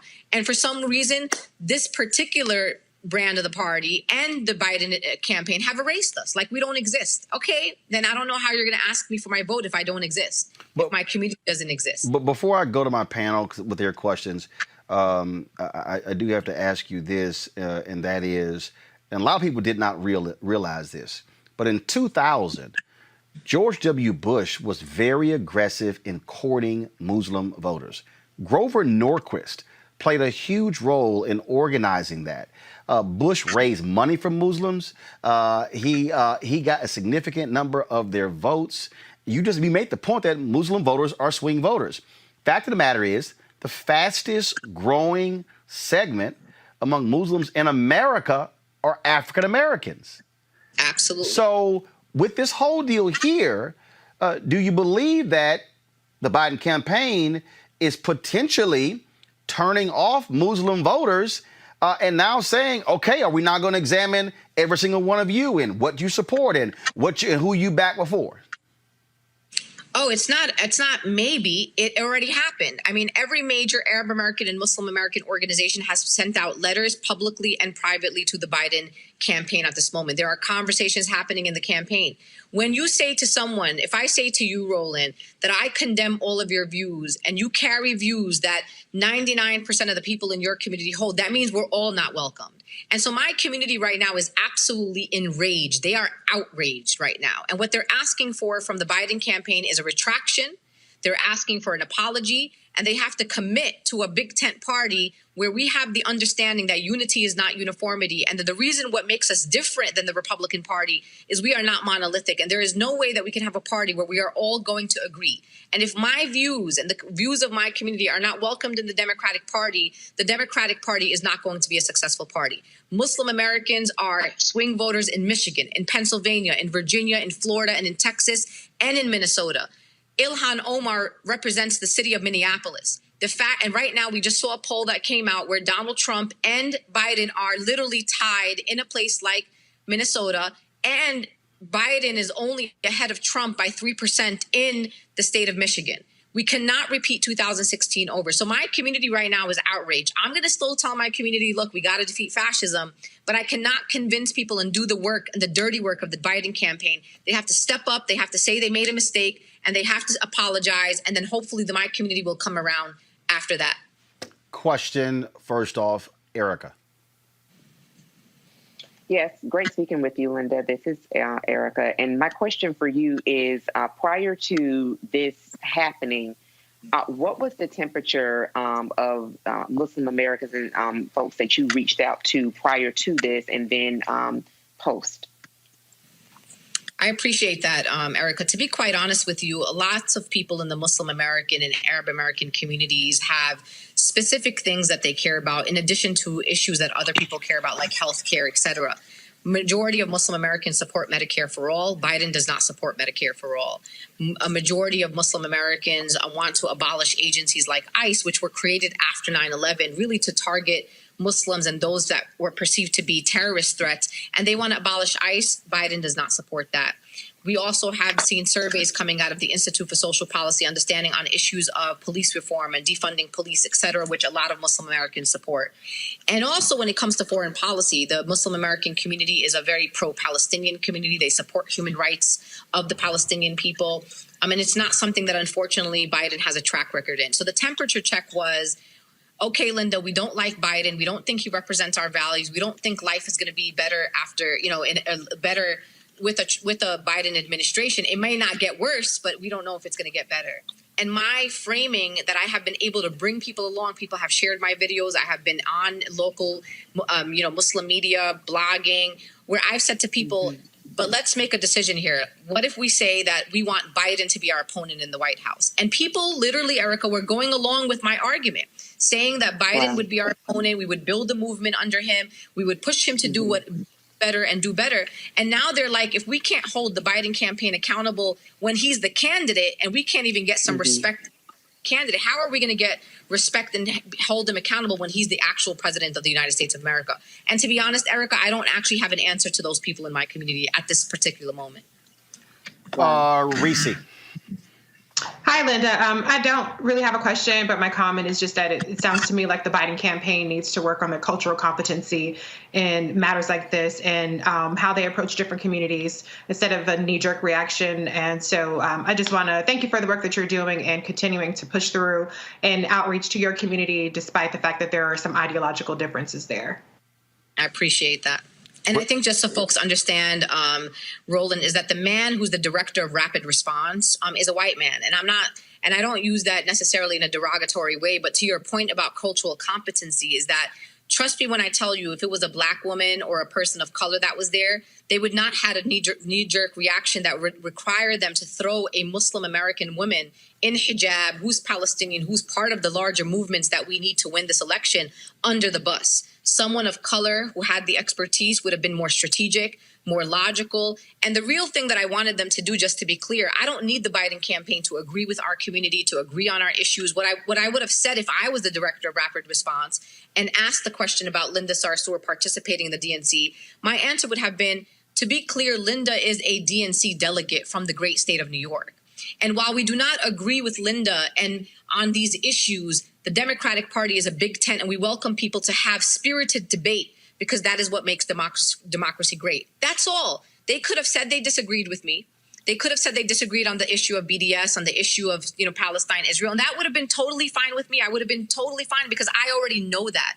I am not naive to think that the Biden campaign actually agrees with me on probably 90% of the things that I believe.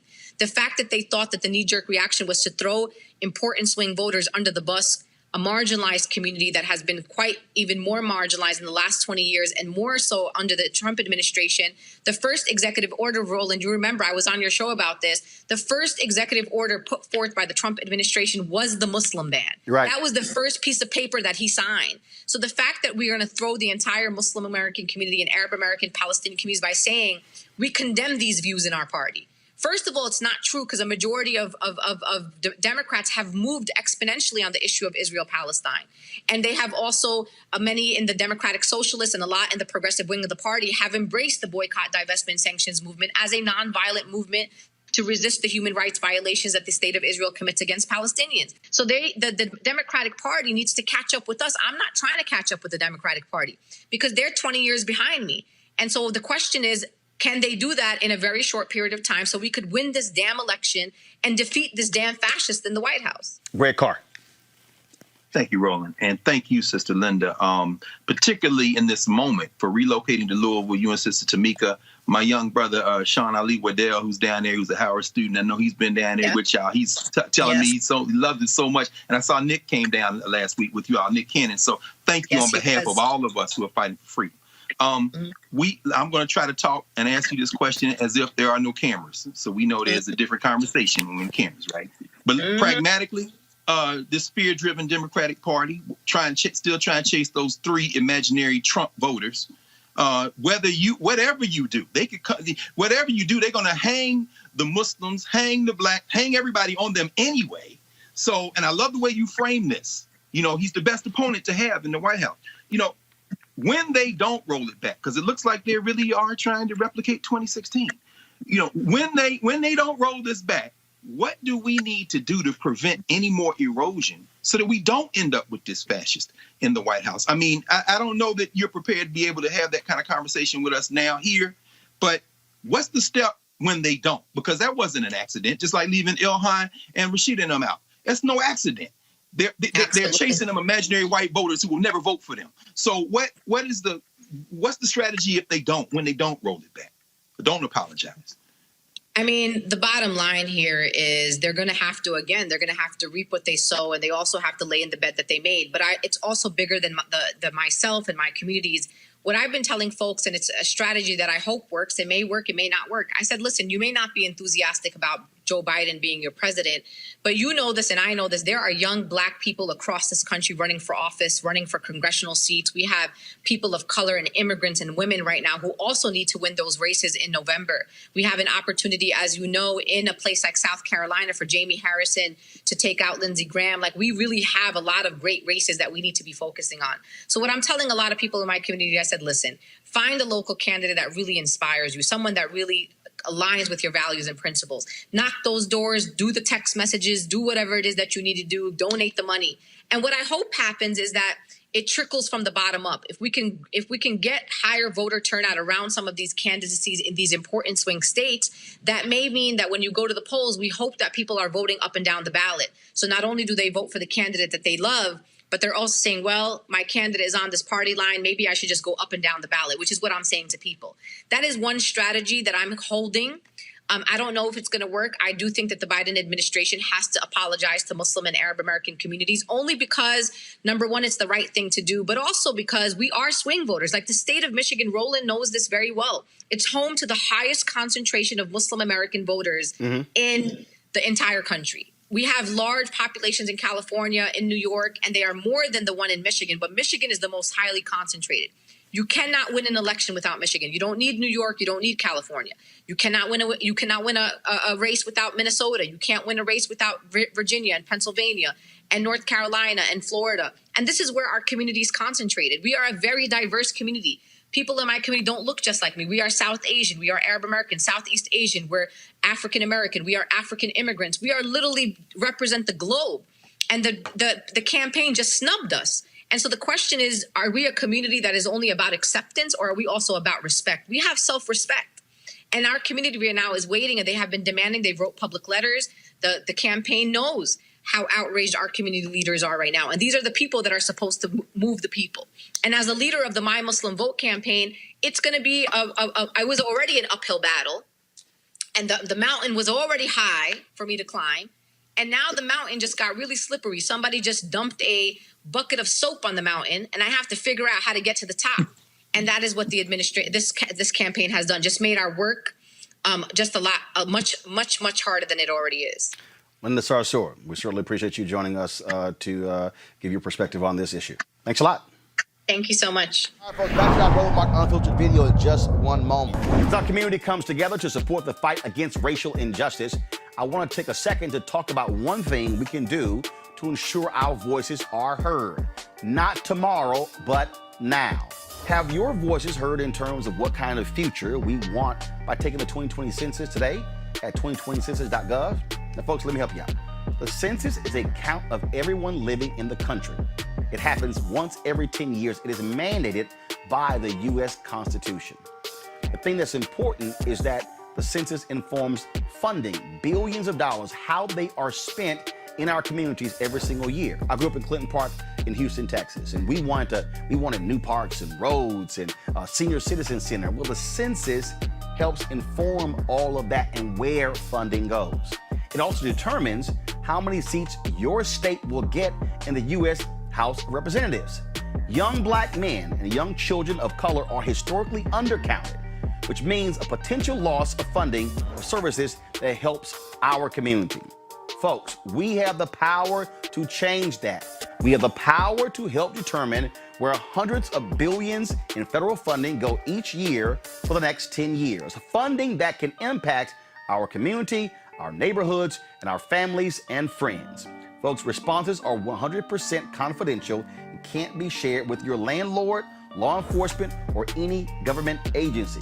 So please, take the 2020 census today. Shape your future. Start at 2020census.gov. In America, everyone counts, and the 2020 census is how that great promise is kept. Respond today online, by phone, or by mail, and help inform hundreds of billions in funding for education, health programs, and more. Shape your future. Start at 2020census.gov. So, Congresswoman Alexandria Ocasio-Cortez, she spoke last night for 60 seconds, and people acted a fool because she said this. In a time when millions of people in the United States are looking for deep, systemic solutions to our crises of mass evictions, unemployment, and lack of health care, en el espíritu del pueblo, and out of a love for all people, I hereby second the nomination of Senator Bernard Sanders of Vermont for President of the United States of America. That's it, y'all. That's what she said. And the folks at NBC News put out this tweet. Oh my God, she did not talk about Joe Biden. Hours later, NBC News released this. Editor's note and clarification. Ocasio-Cortez was asked by the DNC to second Sanders' nomination. The nomination is a procedural requirement of the convention. Ocasio-Cortez has previously endorsed Biden, and her speech was similar in length to other nominating speeches. Y'all, they put that out 3.5 hours afterwards. Lauren, this shows stupidity. This is the stupidity, Lauren, of people. Like, this was a thing. People were like losing their mind. And this is also what happens. And again, I don't know who the hell was running the social media at NBC, but clearly was somebody who doesn't know what the hell happens at conventions without realizing that people who get delegates, deals are cut where they still get, for the record, to get their delegates, and they tabulate them. And typically what happens is, after the first ballot, there typically is somebody to say, I call to make it unanimous. Then the delegates vote. They make it unanimous who the nominee is. This shows the stupidity of people who are always trying to find something. Oh my God, Ocasio-Cortez, she didn't talk about Joe Biden.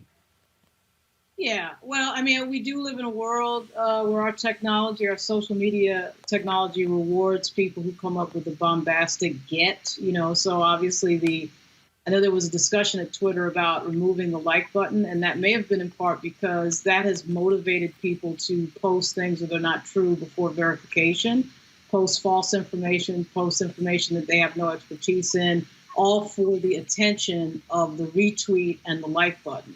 I mean, so I think a lot of what drives these little silly moments of, wanting to sort of run to social media and post something and the excitement of it, and it's inaccurate, and then you get embarrassed later on. And we've seen many very interesting examples side by sides where, somebody has sent something out 2 years ago and then they contradicted. I remember the Sean King example recently where he had just, basically wrote the opposite of something. And that's what social media, I think, drives a lot of people to do. Unfortunately, it impacts what is, generally considered to be, legacy journalism, which is supposed to be built on fact checking and being careful about what you put out there. But, unfortunately, legacy journalist organizations are trying to keep up with everybody on Twitter who's just putting stuff out there. So it's just it's a race to the bottom, and the casualty is accuracy. Anytime you have speed and you have complicated information, the casualty will always be accuracy. But it's just basic. It's just so basic, Robert. And these people, again, they act a fool. They get all upset and like, oh my God, how dare you? And and what she does is she said, y'all, this is what it was. And again, people, it's like they're so quick to try to find the gotcha moment. This is where credible people have to go, can y'all calm down? This is what's going on. I had to do that about 3 or 4 times last night where people were like, oh my God, I don't understand what's going on. Like, this makes no sense. And I'm probably, because y'all probably don't even pay attention to this stuff all the time. So chill. Well, this is why Donald Trump won in 2016, because he was able to control the news cycle, understanding that nobody pays as much attention to the fact check as they do to the initial impression. What they were trying to do, look, the convention was pretty boring. They were up against LeBron in the first round of the playoffs.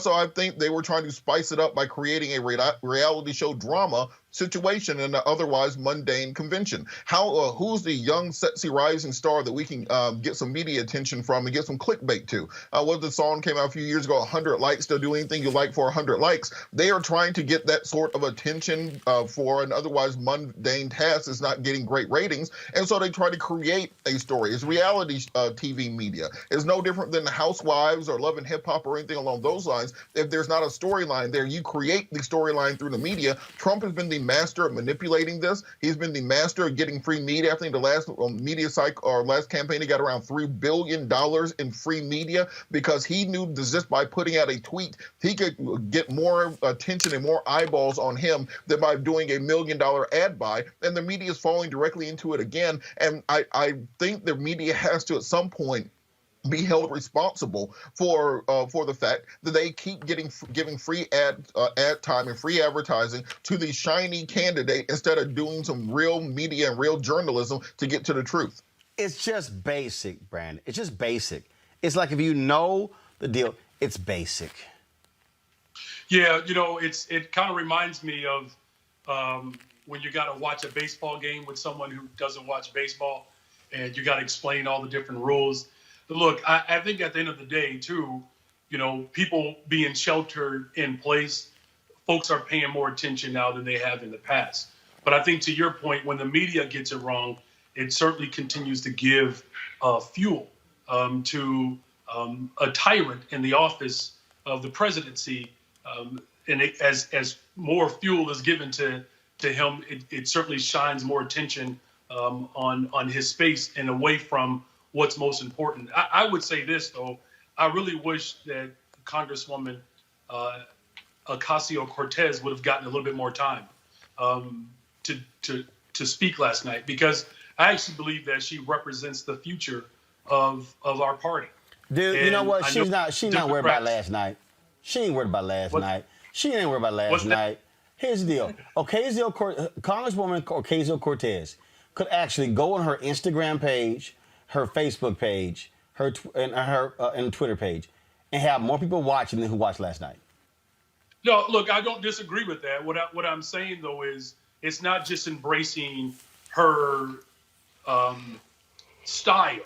It's about a recognition that right now you have party leaders that are more interested in recruiting disgruntled Republicans, where I think we have an opportunity to grow our space, particularly within our Black base within the party, within our youth base, the progressive space in the party, and that she represents a voice and an ideology that reflects the values of today.